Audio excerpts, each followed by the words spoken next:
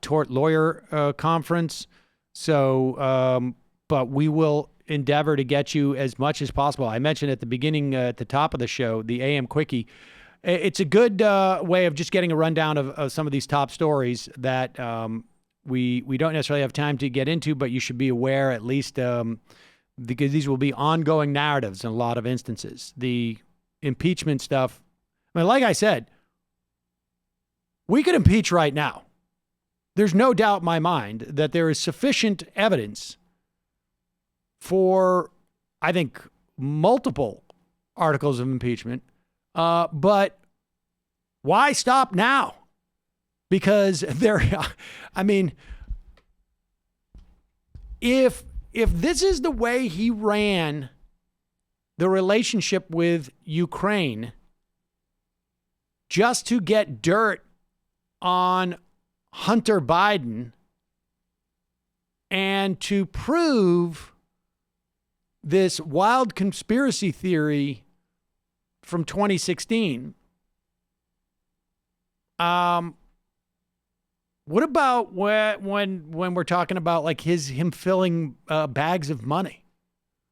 Like, I mean, does anyone have any sort of sense of like, oh, the reason why Donald Trump is essentially selling out the Kurds,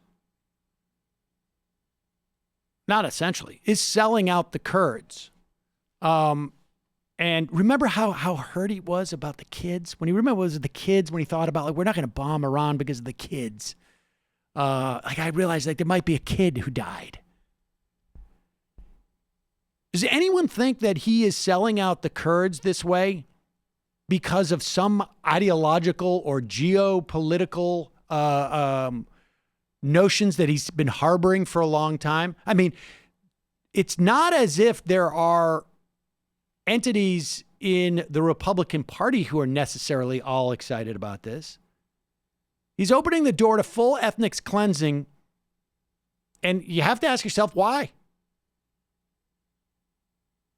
I mean, Lindsey Graham, he's running around. His hair is on fire. He can't believe this from Donald Trump. Who could have imagined?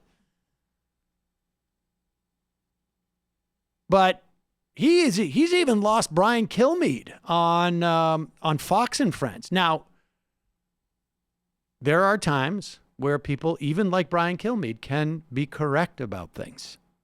Maybe not necessarily for the same reasons as we may have, maybe sometimes for the same reasons, but it can happen. But if anybody thinks that Donald Trump is doing this because he thinks his base is like, when are we going to let Turkey go in there and roust the Kurds? Or if he's had, from his days back in, dabbling with, foreign policy people, like some notion about the balance of power in that region is really fundamentally rests in Turkey's ability to undercut any type of threat from the Kurds. I mean, he's getting something from someone or some entity, or maybe multiple ones. Yeah, he wants to open a Trump Tower in Istanbul. I mean, it could be that. It could be that straightforward, or it could be some other bank shot. There were arms deals on the line. I mean, who knows? But an impeachment not only allows you to impeach him for the things that we already know about, it gives you the ability to say to anybody who's going to withhold documents from you that that act in and of itself can be construed as obstruction and an article of impeachment, which makes it a lot harder for people to hold back information. And so you use this power to dig up the other rot that exists there. In the meantime, I mentioned Brian Kilmeade can sometimes be right. Here he is. But it's one of those horrible, awkward situations where apparently Steve Doocy showed up late for work and just rushed in and did not get the talking points of the day. So he's very confused. Just what a disaster. I mean, the president's statement through Stephanie Grisham is, we defeated the caliphate. The caliphate's destroyed. We would not have done that without the Kurds, who did all of our fighting. While our guys, the reason why our casualties were so low is because the Kurds did all the fighting. Pause it. Now, you remember over the past couple of years where Brian Kilmeade would always give credit as he was talking about Donald Trump getting rid of ISIS, where he would say it was the Kurds, right? You all remember that. But if you've forgotten, I understand, because it never happened. But here we go. Of our fighting, while our guys, the reason why our casualties were so low is because Kurds did all the fighting. Now we're saying, okay, Turks, go wipe them out or force them out. What kind of message is that to the next ally that wants to side with us? Meanwhile, we're taking Sunni prisoners and giving them to Sunni Turkey, who has been nothing but irresponsible, though technically a NATO ally. A disastrous series of events. I hope the president will rethink this. I think the president's doing exactly what he wants to, because he has made from the get-go very clear to release ISIS fighters.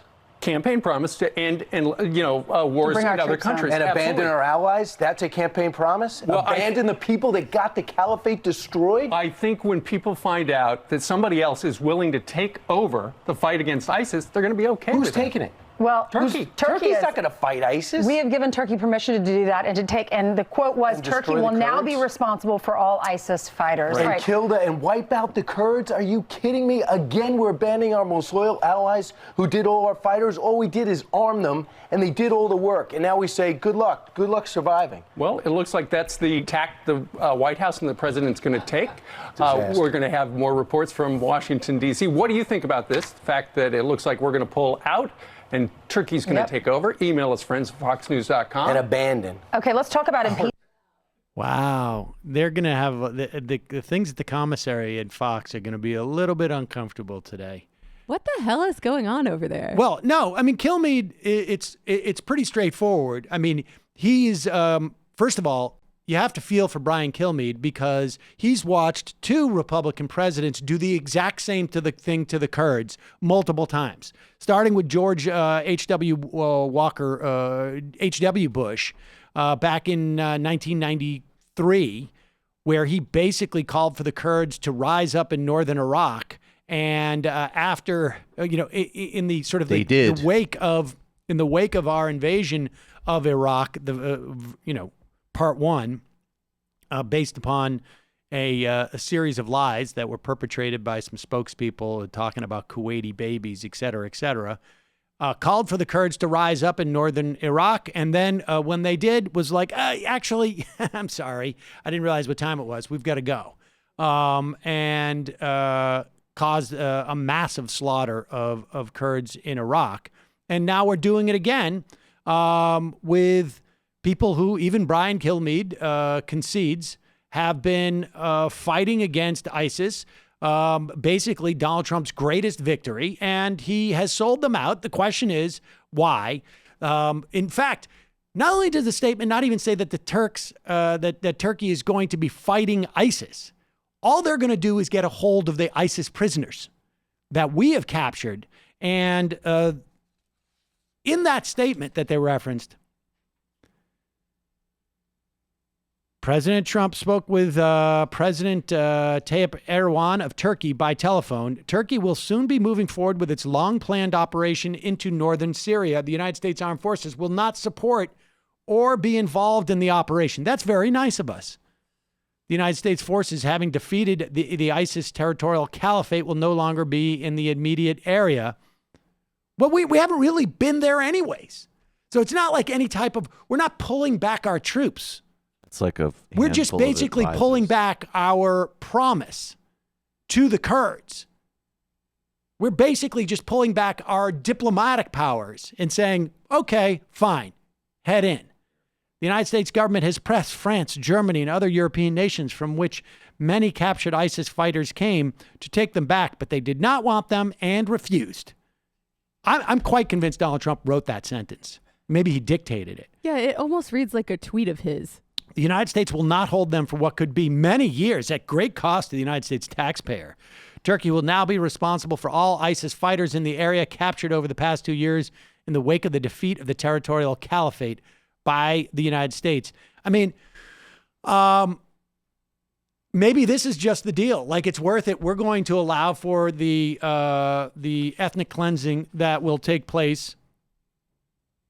The undoubtedly tens of thousands of Kurds who will be killed in that region, maybe more, maybe a little bit less, who will be killed in that region, so that we don't have to deal with the prisoners that we supposedly have in our custody.